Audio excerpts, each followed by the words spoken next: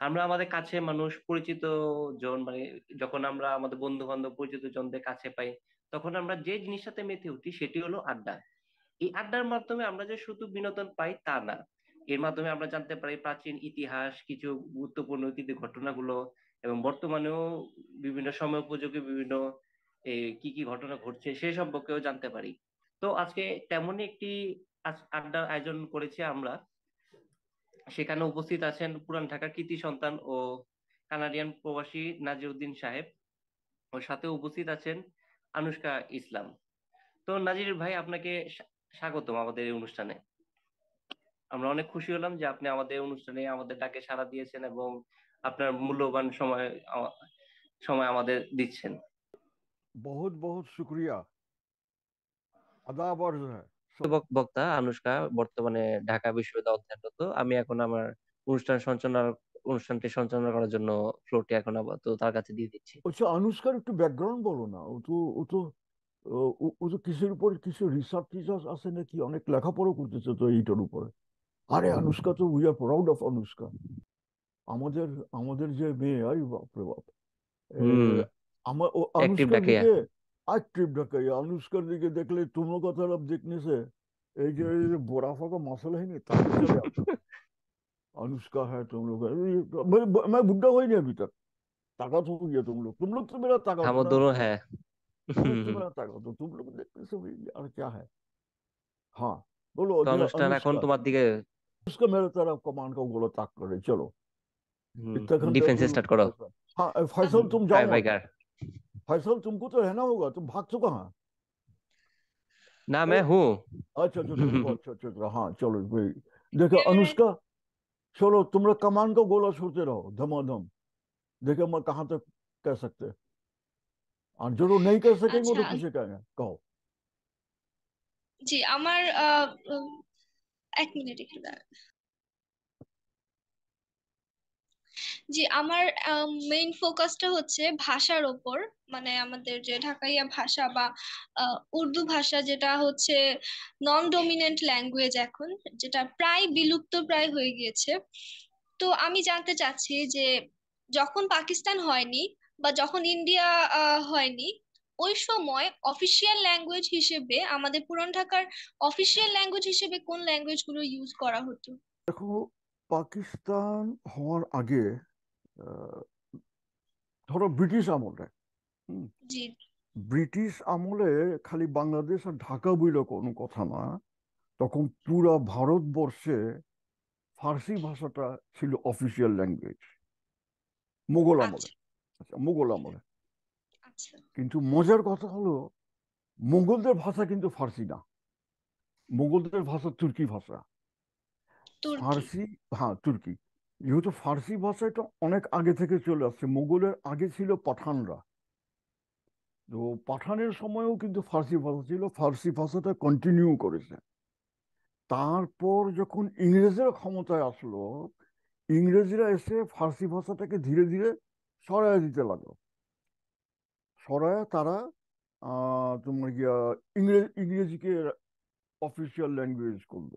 আচ্ছা, কিন্তু এই তখন তো লোকে ইংরেজিও জানতো না। তখন তারা ফার্সিও সবাই জানতো না, যারা রেস্ট্রিক্টেড বা বড় শিক্ষিত তারা ফার্সি জানতো। তখন সাধারণ লোকের মুখের ভাষা যেটা, এটাকে বলা হতো হিন্দুস্তানি ভাষা। আর অনেক সময় বলে হিন্দিভি, হিন্দি, গুজরি, রেখতা, খড়ি বলি, এইরকম বিভিন্ন নামের গ্রুপ অফ ল্যাঙ্গুয়েজ, যেটা একটা আর একটার সাথে খুব সম্পর্কযুক্ত। আহ, গ- মানে পার্টস অফ স্পিচ, যেটা নাউন প্রোনাউন ভার্ব অ্যাডভার্ব, খুবই মানে ব্যবহারের ক্ষেত্রে খুবই যুক্ত। আহ এটাকে বলে হিন্দুস্তানি। তো এই হিন্দুস্তানি ভাষা থেকে আরেকটা ভাষার সৃষ্টি হলো, এই যেটাতে একটু ফার্সি আসলো, যেটাকে বলা হয় জুবান উর্দু মোয়াল্লা। এটাকে থেকে আসলে উর্দু। এই উর্দু ভাষাটা যখন ইসলামউদ্দিন চিশতি যখন ঢাকায় আসে প্রায় 1610 সনে বা এইরকম, আহ তখন তারা এই জুবান উর্দু মোয়াল্লা নিয়ে কিন্তু আসলে এই সমস্ত জুবান উর্দু মোয়াল্লা 1610 থেকে 80, আমার ঠিক ভুলে গেছি। 1610 আর কি 10, রাজধানী রূপে লাভ এইরকম। করে। হ্যাঁ, হ্যাঁ। আর 1780 সনে খলিফা মাসাদি আল মাদানি না কি বলে একটা পয়েট ছিল, সে প্রথমে ব্যবহার করলো জুবান উর্দু মোল্লাকে, সে বলল উর্দু, বলে এত লম্বা নাম কিছু উর্দু নাম আসলো। তো এখন যখন ইংরেজরা আসলো ক্ষমতায়, তারা আর এই আনলো তোমার, আমি ব্যাকগ্রাউন্ডটা এই কারণে বললাম যে যাতে কেন এটা করলো এটা বোঝা যায় সহজে। এই যখন ইংরেজ আসলো তখন ফার্সিতে উঠে দিতে আস্তে আস্তে, আর তোমার গিয়া ইংরেজির পাশাপাশি উর্দু আসলো।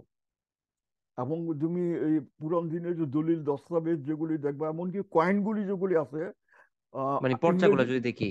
পর্চাগুলি যদি দেখো, কয়েনগুলি আছে, আমি ফেসবুকে আর এর আগেও পোস্ট দিছি, কয়েনগুলিতে দেখবা আহ, ইংরেজি এবং উর্দুতে লেখা। আচ্ছা, এখন যেটা অনুষ্কার যেটা প্রশ্ন ছিল যে ঢাকার ভিতর কি ছিল, ঢাকা কেন সব এলাকাতেই, মানে পাক ভারতের সব এলাকাতেই তখন 200 বছর যাবত ইংরেজির পাশাপাশি উর্দু ছিল তোমার গিয়া মানে কি বলে অফিসিয়াল ল্যাঙ্গুয়েজ। আচ্ছা, এখন আবার এই উর্দুটা, যেমন আমাদের ঢাকার লোকেরা যে উর্দু বলতো একটু ভিন্ন টাইপের, যেটা মেইন উর্দু থেকে একটু বেশ কম আছে। হ্যাঁ, তো এটাকে তারা বলতো উর্দু ভাষা, যেটাকে বলে ঢাকাই উর্দু, বলতো উর্দু ভাষায়, কিন্তু লেখতো কিন্তু উর্দু হরফে, যেটাকে বলা হয় নাস্তালিক হরফ, নুরি নাস্তালিক হরফ। আরবি হরফকে বলা হয় নাস্তালিক হরফ। আর যেটা তোমার গিয়া বাংলা ইয়া, এগুলিকে বলা হয় দেবনাগরী স্ক্রিপ্ট। তো তখন লেখতো তারা উর্দুতে, বলতো ঢাকাইয়া উর্দু, লেখতো চোস উর্দু। যেমন এই খবরের কাগজে বাংলা, আমার তো খবরের কাগজে বাংলা বলি না, টিভিতে যে অ্যানাউন্সমেন্ট হয় বাংলা, আমার তো কথা বলার সময় সেই বাংলা বলি না। বইতে বলা লেখা আছে বাংলা, তো বইতে যে বাংলা কথা বলার সময় তো আমি বাংলা বলি না। তো ঢাকাইয়ার শুদ্ধ বাংলা লোকেরা, আসে না। না বলি না, এটা যেটা মানে যেটা প্রচলন লোকাল ডায়ালেক্ট হয় যায়। কথিত ভাষা যেটাকে বলে, এটাকে আবার ডাইলেক্ট বলা হয়। তো তখন ঢাকার লোকেরা বলতো ঢাকাইয়া উর্দু, কিন্তু লিখতো উর্দুতে। পরবর্তী পর্যায়ে বাংলা আসলো, আর ঢাকাইয়া বাংলা আসলো অনেক পরে। এইটা প্রায় 1760 সনের পর থেকে ঢাকাইয়া বাংলাটা আসলো, যেটাকে আমরা এটার পিছনে আরেক ইতিহাস আছে আর কি। তো আমার মনে হয় যে আনুশকা, তোমার প্রশ্নটার বোধহয় একটু খুব লম্বা জবাব পেয়ে গেছো, কিন্তু সানে নজরুল সহকারে হয়তো জি পাইলাম। আঙ্কেল, এভাবেই জানতে চাচ্ছিলাম যে একবারে হিস্টোরি থেকে শুরু করে হ্যাঁ, কিভাবে কিভাবে এসেছে, ধাপে ধাপে এভাবেই জানতে চাচ্ছিলাম। তো আচ্ছা। এখন আমরা যে মানে আমার মনে হয় যেটা ঢাকায় উর্দু ভাষাটা কথ্য ভাষা, এটা আমার পার্সোনালি মনে হয়। আমার এ ব্যাপারে জ্ঞান নেই যে এটা কখনো কি অফিসিয়ালি ব্যবহৃত হয়েছিল কিনা, লেখ্য ভাষা হিসেবে কখনো ব্যবহৃত হয়েছিল কিনা। এটা তো কথিত ভাষা, মুখের ভাষা। এটা যে হলো এটা গিয়ে ডাইলেক্ট। হ্যাঁ, ডাইলেক্ট। এটা কিন্তু হ্যাঁ, এটা কিন্তু ভাষা না। Language and dialect are two different things. Dialect হলো গিয়া ভাষারই একটা আঞ্চলিক রূপ, যাতে তোমার গিয়া যে আমাদের কাছে না বিশেষ্য বিশেষণ সর্বনাম অব্যয় ক্রিয়া যে পদ, 5টা হুম পদ হুম হুম। ইংরেজিতে, noun pronoun verb adverb preposition interjection conjunction interjection যেগুলো আছে, তো এই এই এই ভার্ব গুলো, যে এই পদগুলো কিন্তু আহ, কথ্য ভাষা হোক, ডাইলেক্ট হোক, বা ল্যাঙ্গুয়েজ হোক, এগুলি কিন্তু ঠিকই থাকে। কিন্তু ব্যবহারের ক্ষেত্রে তোমার গিয়া যখন ভার্বের ব্যবহারের ক্ষেত্রে কিন্তু এটা একটু পরিবর্তন হয়, নাউনে কিন্তু না। দেখো ভাষায় কিন্তু প্রথমে নাউনটা পরিবর্তন, যেমন আমরা বলি মেরা কম্পিউটার बेंच का ऊपर है, आ, दोस्त का घर में संदूक का अंदर बंदूक है, संदूक का अंदर बंदूक है, ফার্সি শব্দ সন্দুক, তুর্কি শব্দ সন্দুক, বন্দুক আরেক আরেক আরেক ভাষার মিক্স হলো আর কি এখানে সবগুলো ভাষা। তো এগুলি নাউন, কম্পিউটার নাউন। ভার্বও যেমন আছে কপি পেস্ট কিছু কিছু ভার্ব, কিন্তু ভার্বের ব্যবহারটা এইটা কিন্তু ডাইলেক্ট আর ইয়ার ভিতর খুব একটা বেশি ব্যস্ত নাই। নন প্রোনাউন চেঞ্জ হতে পারে, যেমন আমি তোমাকে তোমাদের আরেকটা একটা একটা এক্সাম্পল দেই, রাত এবং বাত, রাত বাত, এই উর্দুতেও রাত বাত, ঢাকাই উর্দুতেও রাত বাত। ঢাকাই উর্দু কিন্তু ল্যাঙ্গুয়েজ না, এটা ডাইলেক্ট, ওই ভাষা থেকে আসছে, ওই ভাষা থেকে সৃষ্ট ভাষা। আবার এটার সম্বন্ধে আরেকদিন বলবো না, ভাষা থেকে উপভাষা, উপভাষা থেকে ভাষা সাইক্লিক অর্ডারে কেমনে এটা রিভলভ করে, এটা আরেকদিন বলবো না। তো ঢাকাই উর্দুতে হলো কি ডাইলেক্ট। এখন যদি আমরা উর্দুতে বলতে যাই, রাত গই তো বাত গই, বা রাত গুজরি তো বাত গুজরি, আবার এটা উর্দুতে। আর ঢাকাই উর্দুতে আমরা বলি রাত গায়া তো বাত ভি গায়া, রাত গুজরা তো বাত ভি গায়া, বাত ভি গুজরা। তখন ওইখানে গাই আর গুজরি, আর এখানে গায়া আর গুজরা, এই যে ভার্বের, এটা তো ভার্ব, গায়া গুজরা ভার্ব তো, ক্রিয়া, ক্রিয়াপদ। এই ক্রিয়াপদে একটুখানি সামান্য একটু ব্যাস কম হয়। আর নাউনটা যেটা, ওইটা তো আহ, মানে মেইন ভাষাতে পরিবর্তন হয়। এখন তো আমরা বলি কম্পিউটার, আমার নানার যুগেও কম্পিউটার করলে তো লাঠি নিয়ে দৌড়াইতো, এই কি করে এগুলো, এগুলো তো বুঝি না। আমার নানার যুগে কম্পিউটার বা ধারণা ছিল না, কম্পিউটার করলে কিন্তু এটা কি কোম্পানি, কম্পিউটার করলে তো কোম্পানি লাঠি নিয়ে দৌড়াইতো না, না এই এই বলা কি কয়। এখন তো কম্পিউটার নাউন এটা বুঝে, সবাই বুঝে, বাচ্চাও বুঝে।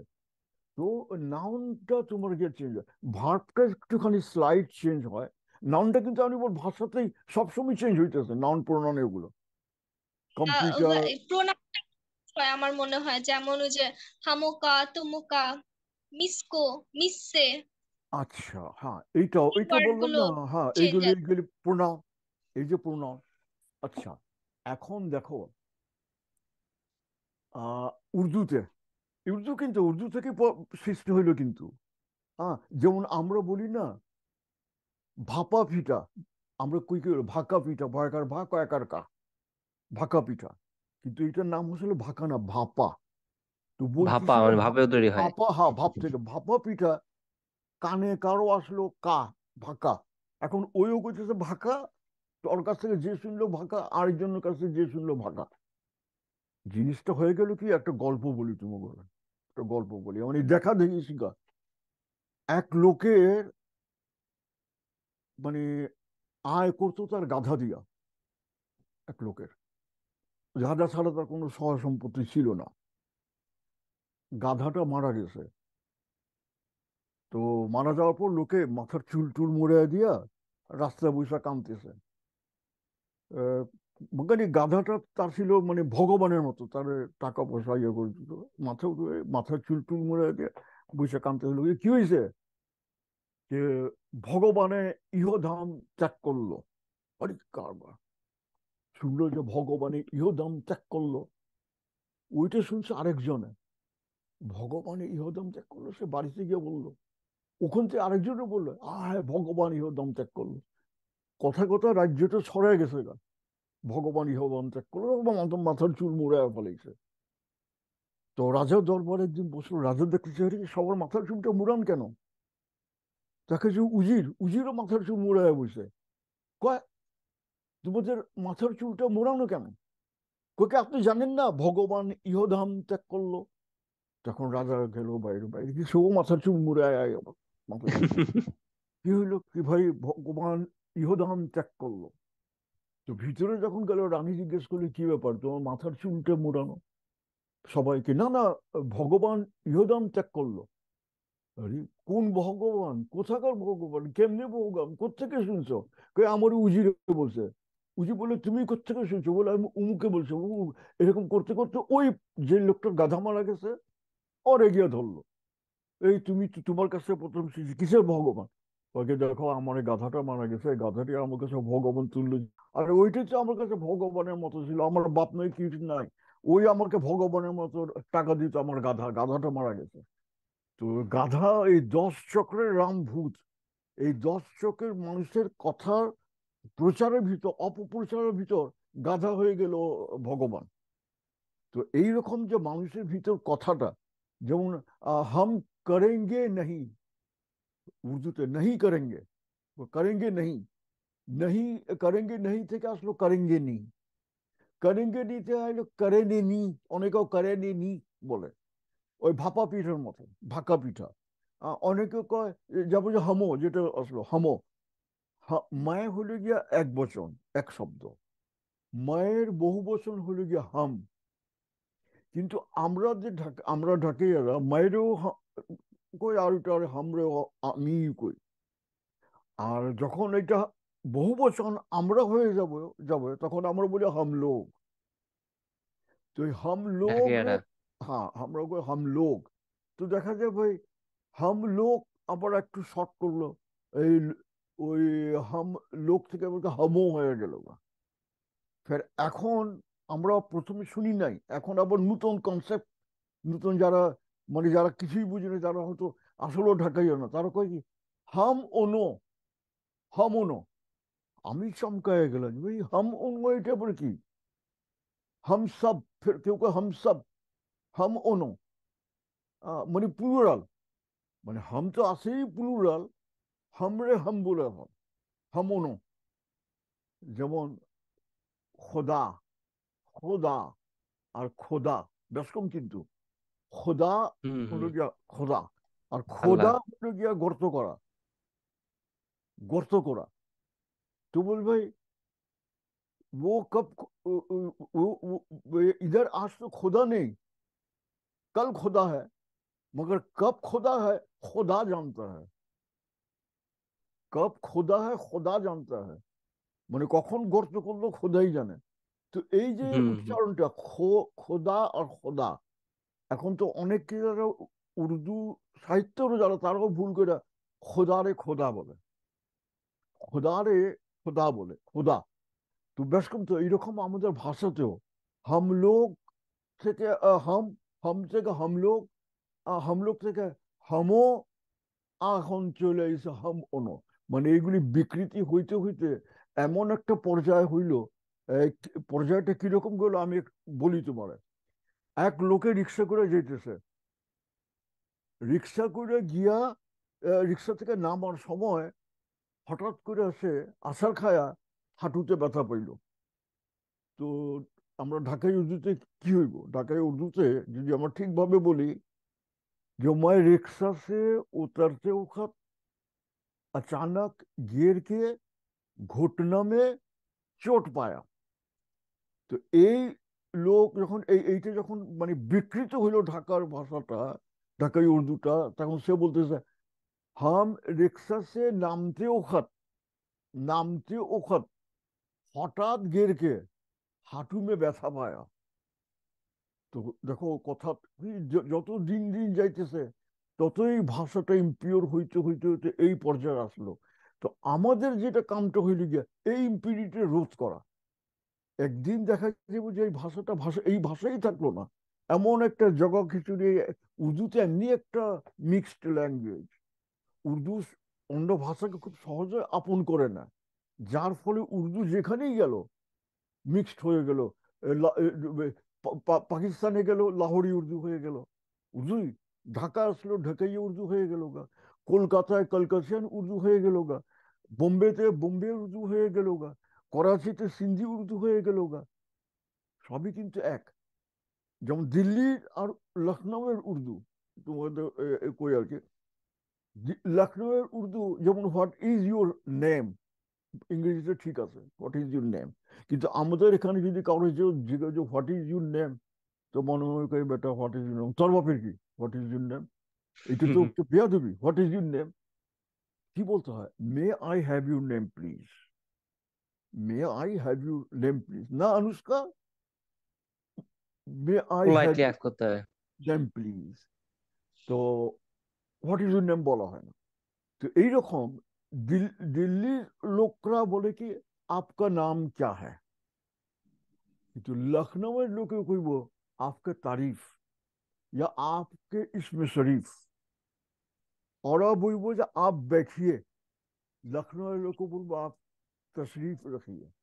যেটা রেস আমাদের ঢাকার মধ্যে সুব্বাস এবং কোসবাসেও আছে। যেমন আমরা আমার ওয়াইফ কয় আপ बैठीन, আমরা কই আপ बैठिए। নবাব বাড়ির আপ তশরিফ রাখি, একই কথা। तो আমি আমার ওয়াইফকে কই যে কি আরম্ভ করছো, আপ बैठीन बुठीन ये क्या चीज है, बैठिए को। तो कहा हम तो कहते नहीं, आप ही कहतीन। ওই যে কাইতিন, ওই যে কাইতিন, মানে এটা বিশেষ সম্মান সহকারে बैठिए রে बैठीन। প্রত্যেকটা ভাষায় এরকম আছে। রুশ ভাষাতে সাদিতিস মানে বসো। ও আমার কিন্তু রুশ ভাষার উপর ডিগ্রি আছে, teacher, teaching of Russian language, এটা জানো। आप बैठिए सदीतिस, সিদিত মানে বসো, সদিতিস, প্লিজ সাইদি ভাইতিস। সিদিত মানে প্লিজ সিট ডাউন, সিদিত মানে বসো, সাইদি সদিতিস প্লিজ বসো, প্লিজ সাইদি ভাইতিস। মানে ওই একই কথাটি কিন্তু তিন ভাবে বলা হইলো। ঠিক এইরকম উর্দুটাও কিন্তু বিভিন্ন জায়গায় যখন গেল, সব ভাষাতে আছে, একটুখানি চেঞ্জ হইলো। বোম্বাইতে বলে, বোম্বাই ইন্ডিয়ান ফিল্মগুলিতে দেখবো, ইন্ডিয়ান ফিল্মটা একটাও কিন্তু হিন্দি ভাষা না। ওরা হিন্দি ভাষাতেও, হিন্দি ভাষা করে আপ দেখিয়ে, এটা হলো উর্দু। প্রত্যেকটা হিন্দি ফিল্মেতে আপ দেখিয়ে, খুব কমই দেখবো যে হিন্দি ইন্ডিয়ান বইতে করবো আপ অবলোকন করিয়ে। অবলোকন, অবলোকন মানে দেখা। হিন্দিতে দেখাকে বলা অবলোকন, অবলোকন তো বলা হয় না, উর্দুতেই বলা হয়। এখন যে হিন্দি ফিল্মগুলি যেগুলো দেখো, হিন্দি ভাষা নেবে, সব উর্দু। হিন্দি বলে ফিল্ম কেউ দেখবো না, কয়জন বুঝবো? সাধারণ লোকের মুখের ভাষা তো না হিন্দিটা। তো এইরকম আবার বোম্বেতে গিয়ে হিন্দি ফিল্মকে আমরা রকম যে मैं जांगे नहीं, या मैं जांगे नहीं। ঢাকায় ভাষা मैं जांगे नहीं, তো হচ্ছে वो मैं जांगे नहीं, मैं नहीं जाएंगे। বোম্বেতে কয় আপন জায়গা নেই। আপন মানে নিজকে, আপন জায়গা নেই মানে ফার্স্ট পার্সনকে তারা থার্ড পার্সন বানায় ফেলেছে। যেমন ও জায়গা নেই, তখন আপন জায়গা নেই, আপন মানে আমি, আমি যাব না, আপন জায়গা নেই। তো এগুলি সবই মানে ভাষার একটু জায়গা থেকে যত যায় একটু একটু ডাইলেক্ট চেঞ্জ হয়। এই জন্য উর্দু, ঢাকায় উর্দুতে হলো ডাইলেক্ট, উর্দু ডাইলেক্ট। তো আমরা বলতাম উর্দু ডাইলেক্ট, এবং আমরা যেহেতু এখন লিখতেছি বাংলা ভাষা, বাংলা অক্ষরে। এখন তোমরা হয়তো অনেকে জানো না, অনেকে তোমরা কম লোকে জানে, যেটা আমরা যেটা বাংলা লিখি, সরিয় সরিয়ার সই দীর্ঘ ক খ গ ঘ, এগুলি একটাও বাংলা অক্ষর না। এই অক্ষর অনেক ভাষা লেখা হয়। এই অক্ষর সিলেটি ভাষা, ইয়া কি বলে, আসামি ভাষা তো একই। আমাদের পুরা ক থেকে নিয়ে একেবারে খনরক্ত চন্দ্রবিন্দু চাম পর্যন্ত যা আছে, একেবারে হুবহু আসামির অক্ষর, আমাদের অক্ষর এক। ওরা বলে আসামি অক্ষর, আমরা বলি বাংলা অক্ষর। আরে কি মুশকিলের ব্যাপার। শুধু একটা জায়গায় বেশ কম আছে, আমরা লিখি ব, আর বৈষ্ণবরা লেখ থেকে বয়ের নিচে, পেটের নিচে একটা ফোঁটা দেয় বৈষ্ণবরা। হুম। আসামিরা ব লেখা আর পেটটা কাটে মূর্ধন্য স্বর মতো, ওইটা হয়ে গেলো ওদের র। আর বাকি সবই তো এক। খালি বাংলাটা ককবরক ভাষা লেখা হয় বাংলা অক্ষরে, মানে এই এটাকে বলে দেবনাগরী অক্ষর, বাংলা অক্ষর না। তো উর্দু যেটা, এটা নাস্তালিক অক্ষর। তো যেহেতু আমরা আরবি আমরা পড়তে পারি না, এখন আজকালকার ছেলে মেয়েরা পড়তে পারে না। লা ইলাহা ইল্লাল্লাহ মুহাম্মদ রাসূলুল্লাহ হয়তো মুখে কইতে পারে, তাও অনেক ভুল। আরবি লিখলে পড়তে পারবো না অনেকেই, যেহেতু আরবিতে নেই, আরবি যখন পড়তে পারে না, উর্দুও পড়তে পারে না। তো যেহেতু আমাদের নিজস্ব অক্ষর যেটা নাস্তালিক অক্ষর, আমাদের মুরব্বীরা লাগতো। এবং ঢাকায় যে সমস্ত বই হয়েছে, বই লাগতো উর্দুতে লাগতো। যেমন হাকিম মহিবুর রহমানের ঢাকা 50 সাল পহলে, আসাদুগানের নূর, এই উর্দু ভাষা। এগুলি উর্দু ভাষা, পরে বাংলা একাডেমি কিছুটা এগুলিকে বাংলাতে ট্রান্সলেট করেছে, উর্দু ভাষাতে লেখা হতো। খবরের কাগজ উর্দু ভাষা, জার্নাল উর্দু ভাষা, এই দাওয়াত দেওয়া হতো, চিঠি দেওয়া হতো, বিয়ার দাওয়াত দেওয়া হতো উর্দু ভাষা। যেহেতু এখন উর্দু ভাষাটা মানে পাকিস্তান হওয়ার পরে ধীরে ধীরে ধীরে ধীরে এটা উর্দু ভাষাটা, খালি বাংলাদেশ না, পাকিস্তানের পর থেকে উর্দু ভাষাটা ব্যবহার কমতে লাগলো, লেখাটা কমতে লাগলো, ভুলে গেছি। তো আমরা যেহেতু বাংলা শিখছি, এখন বাধ্য হয়ে আমরা আমাদের ঢাকাইয়া ভাষাটা, উর্দু ভাষাটাকে বাংলা অক্ষরে লিখেছি। তো এটা তো দোষের কিছু নাই, কিন্তু একটা জায়গায় ভুল আছে। যেটা যেমন মনে করো আবুল কালাম নামটা, তো বাংলায় কি লিখবা? আবুল কালাম, আব্দুল কালাম হইব না তোমার? আব্দুল আব্দুল করিম, আব্দুল করিম, নাম কিন্তু আব্দুল করিম, করিম না, করিম, কিন্তু বাংলা লিখতে গেলে আমরা করিম লিখি। আমার নাম নজির, নাজির না। যদি আমরা নয় আকার না দিব, আকার দিলে নাজির হয়ে যাব। আর যদি আকার না দিই তাহলে নজির পড়বো না, কিন্তু নজির কেউ পড়বো না। নজির পড়তে গেলে যারা আরবি, উর্দু, এমনকি রাশিয়ানরাও কিন্তু নজির বলে, ফ্রেঞ্চও কিন্তু নজির বলে, উচ্চারণ ঠিক নজির। কিন্তু বাংলাতে এসে যত রকমের গণ্য, কামাল, কামাল, কালাম, কলম, কয়কার কাল এক আল্লামও, কলম। এখন কলম পড়বো না কালাম পড়বো? কলম তো হলে গিয়ে কলম, কালাম হলে গিয়ে ভার্সন। তো এইরকম উর্দুতে, বাংলাতে লিখলে এরকম কিছুটা ইয়ে আসবে, কিন্তু এখন তো উপায় নাই। আমরা ভাষাটাকে বাঁচায় রাখার জন্য অন্তত পক্ষে লিখিত থাকতে হবে, আর না হইলে ওই ভাপা পিঠা ভাকা হয়ে যাবো গিয়া। এখন हम लोग से हम हम लोग से हमसे हम लोग আইলো, हम लोग से हमনো আইলো, हमनो থেকে পরে আবার কি আইব কেটে জানে। তো এই জন্য একটু লেখা দরকার, লেখার যেই ভাষাতে একটু লেখা দরকার, যদিও ইয়ে ঠিক না। এক ভাষাতে কোনো ভাষা লিখতে গেলে সেই ভাষা যে অক্ষরে লিখিত লেখা দরকার। কিন্তু পৃথিবীতে অনেক ভাষা আছে, যেমন মনে করো এই, এই, ইন্দোনেশিয়ার ভাষা যেটা আছে, এখন কিন্তু আর আগের অক্ষর নয়, ল্যাটিন অক্ষরে লেখা হয়। ল্যাটিন অক্ষর মানে ইংরেজি অক্ষর। আমরা যাকে ইংরেজি অক্ষর বলি, ইংরেজি অক্ষর নয়, এটাকে বলে ল্যাটিন অক্ষর, ল্যাটিন হরফ, বর্ণমালা। তো ঠিক সেই রকম তোমার গিয়া সিঙ্গাপুর, ইন্দোনেশিয়া, মালয়েশিয়া, ওরা খুব সম্ভবত মালয়েশিয়া আগে আগে নাস্তালিকে লাগতো, এখন লেটিন অক্ষরে লেখে। তো যদি আমাদের লোকজন ঢাকাইয়া উর্দু যদি স্বাচ্ছন্দ্য বোধ করে দেবনাগরীতে বা নাগরী অক্ষরে লেখা, ওকে। কেউ যদি স্বাচ্ছন্দ্য বোধ করে উর্দুতে, ওকে। তো এমন অনেক ভাষা আছে যেটা বিভিন্ন হরফে লেখা যায়, জানো? পাঞ্জাবি ভাষাটা 3টা অক্ষরে লেখা যায়, 3টা বর্ণমালায়।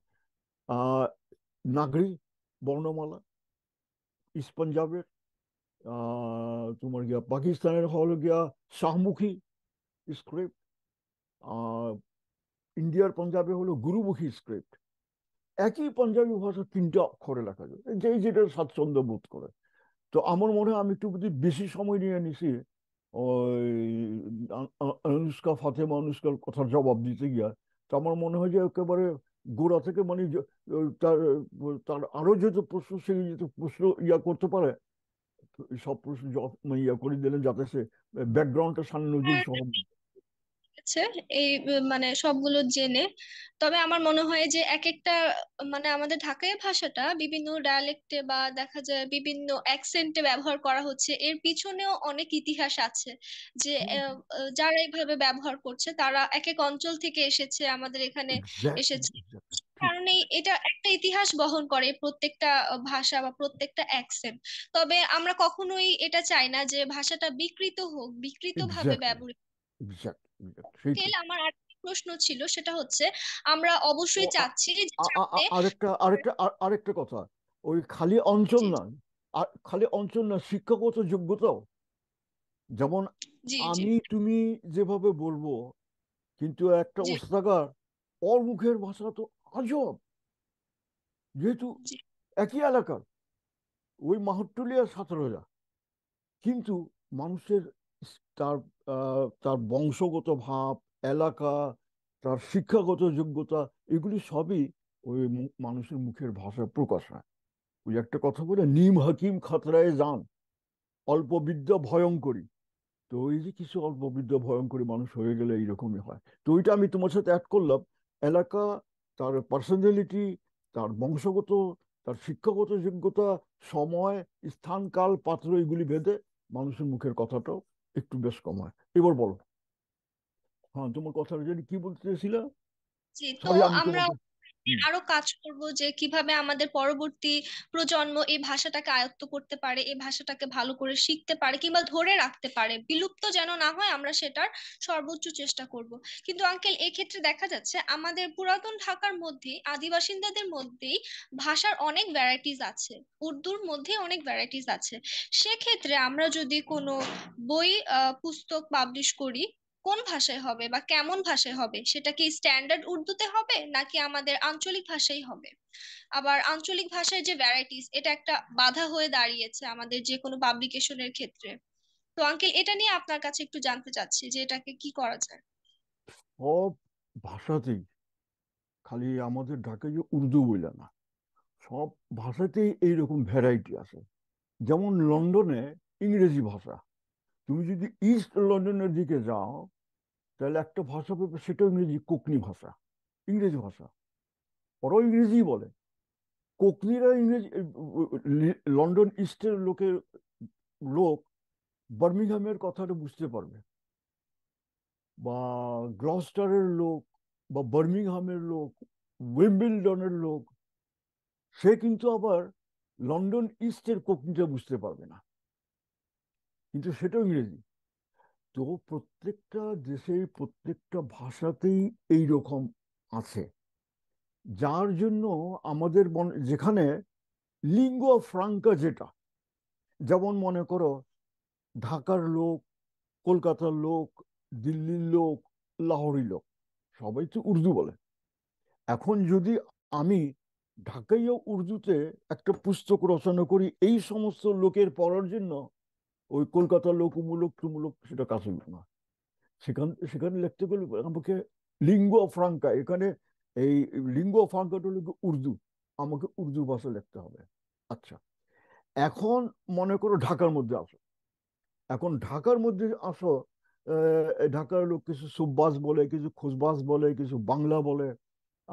এখন বাংলা যারা বলে, ওরা কতটুকু ঢাকাইয়া বা কতটুকু না ঢাকাইয়া, এটাতে কিছু কথা আছে। কারণ কি, তারা 1760 সনের পর থেকেই তাদের কিন্তু উদ্ভব, এর আগে না। এবং এখানে অনেক জায়গার মানুষ ছিল, এই তোমার গিয়া ওই ফরিদপুর, তোমার গিয়া ত্রিপুরা, ওই ঢাকার চারিদিক থেকে ময়মনসিং, এদের লোকজন ছিল। তারা আসলো এবং তাদের ভিতর যে একটা মিক্স, তাদেরও কিন্তু বাংলা ভিন্ন ভিন্ন, ওই ওই সব ভিন্ন ভিন্ন বাংলা আর এই ঢাকার যে উর্দুর সাথে মিক্স হয়ে আমাদের ঢাকাইয়া বাংলা হইলো। এখন যদি পশ্চিম দিক থেকে 300 বছর আগে আসলে ঢাকাইয়া হয়ে যায়, তাহলে 100 বছর আগে কুমিল্লা থেকে ঢাকা আসলে সে ঢাকাইয়া হবে না কেন? যদি সে ঢাকাইয়া কালচার, ভাষা সবকিছু অ্যাডাপ্ট করে, তাদেরকেও বলতে হবে। অতএব ঢাকাইয়া বাংলাটাও আমাদেরই ভাষা এই হিসাবে, ঢাকাইয়া হিসাবে। হয়তো একটা পুরান ঢাকাইয়া, একটা বেশি পুরান, একটা নূতন, নূতন ঢাকাইয়া, দুইটাই ঢাকাইয়া। ঢাকাইয়া বাংলাটাও আমাদের, ঢাকাইয়া উর্দুটাও আমাদের। কিন্তু যখন ঢাকাইয়া বাংলাটা বলবো, আমি তাদের ভিতর ঢাকাইয়া বাংলাদের ভিতর কমিউনিকেট করব, তো আমরা ঢাকাইয়া বাংলাটাই ব্যবহার করব। যখন আমরা এদের ভিতর উর্দুদের ভিতর কমিউনিকেট করব, তখন ঢাকাইয়া উর্দুটা ব্যবহার করব। এখন ঢাকাইয়া উর্দুর ভিতর প্রত্যেক ভাষায় বেশ কম আছে, সোববাস, খোসবাস, নবাবিয়ান, এগুলো। ওই যে বললাম, আপ बैठिए, তো আপ बैठिन, তো আপ তশরিফ রাখিয়ে, কথাটা কি? এখন আমি আমার বউ, আমি সোববাস, আমার ওয়াইফ খোসবাস, ও বলে আপ बैठी, তো আমি বলে আপ बैठिए, তো আমাদের ভিতর দুইটাই চলে। তো এইটাও বললে চলো, ও বলে, ও যা বলে আমি বুঝি, আমি বলে ও বুঝি। কিন্তু খুব কম শব্দ যেগুলি আছে, আপ শুনতিন, আপ শুনে, আপ শুনতে, শুনতিন, আপ খাতলিন, আপ ব্যাটরিন, এটা বিশেষ পলাইটলি বলা। আপ আবার ইয়াতে, পাঞ্জাবে আপ बैठो। আরে, আমার এক ড্রাইভার ছিল এতে, দুবাইতে, পাঞ্জাবে। आप बैठो, ए नसीब क्या तुम आप बैठो, आप बैठिए, तुम लोग पाकिस्तान का आदमी हो कि उर्दू बोल सकते हो? नहीं, आप बैठिए, कि नहीं नहीं, हम लोग आप बैठो ही बोलते हैं। स्कूल तारा का स्कूल। हाँ, और अबर उत्तर पश्चिम सीमांत, भाई ने बोला अभी खेल खेला नहीं जाएगा। भाई ने बोला खेल खेला नहीं जाएगा, और भाई बोलते पारे ना भाई, भाई ने बोला अभी खेल खेलो কেন, अभी खेल खेला नहीं जाएगा, খেলানে কে খেল খেলা नहीं जाएगा। এখন ওই বাইনে বলা আপ কেল কেলা নেই জায়গা, আমার যদি কই যে কি আর কেলা মেলা আম টাম আরম্ভ করছে, আম জাম কাঁঠাল কেলা মেলা, এখন ওই লোক যখন কমিউনিকেট করবো তার এলাকার লোকের সাথে, তারা ঠিকই বুঝবো। তো আমি এই একটা এক্সাম্পল দিলাম। অতএব আমরা যখন লিখবো, আমাদের ভিতর এমন ভাবে লিখতে হবে যাতে ওই बैठिए তশরিফ যাতে সবাই বুঝে, যেটা সবাই বুঝে সেইটাতে লিখবো। আবার এর মানে এই না আবার বলবো যে মানে রিক্সাতে নামতে ওকে হঠাৎ হোঁচট খা গিয়ে গেরকে হাঁটু মে ব্যথা পায়া, ওইগুলিও চলবো না। আমাদের যেটা চলবো, मैं रिक्शा से उतरते वक्त अचानक, या मैं रिक्शा से उतरते वक्त अतखा, अचानक अतखा गिर के घुटने में चोट पाया, या मैं रिक्शा से उतरते वक्त अचानक गिर के घुटने में चोट पाया, या मैं रिक्शा से उतरते वक्त अतखा गिर के चोट पाया, বললেই হবে। আর যদি আমি বলি मैं रिक्शा से उतरते वक्त হঠাৎ গেরকে হাঁটু মে ব্যথা পায়া, এইটা তো ভুলব না। তো এই জন্য আমার কাছে মনে হয় যে আমরা লেখালেখিতে আমরা এমন লিঙ্গুয়া ফ্রাঙ্কা ইউজ করব যেটা আমাদের খুশবাস সুখবাস এবং ইয়া এরা বুঝতে পারে, মানে কমন যেটা লিঙ্গুয়া ফ্রাঙ্কা। আর খোঁজবাস কোনো ব্যাস কিন্তু নাই, খোঁজবাস সুখবাস একই কথাই। খোঁজবাস যারা খুশি থাকতো, লোক ঐতিহাসিক যারা বলে খুশিতে যারা যাদের বসবাস খোঁজবাস, সুখে যাদের বসবাস সুখবাস। এখন হাকিম হাবিবুর রহমান যখন ঢাকায় লোক লিখলো, ঢাকা 50 সাল পাইলে, সে বলতেছে সম্বন্ধের ভিতর দুইটা সম্প্রদায়, এক হলো সুখবাস এবং খোঁজবাস। আর সুখবাস আর খোঁজবাস যেটা হলো এদের এই হাকিম হাবিবুর রহমান বলতেছে দুজনেরই ভাষা উর্দু, তারা ঢাকায় উর্দুতে কথা বলে।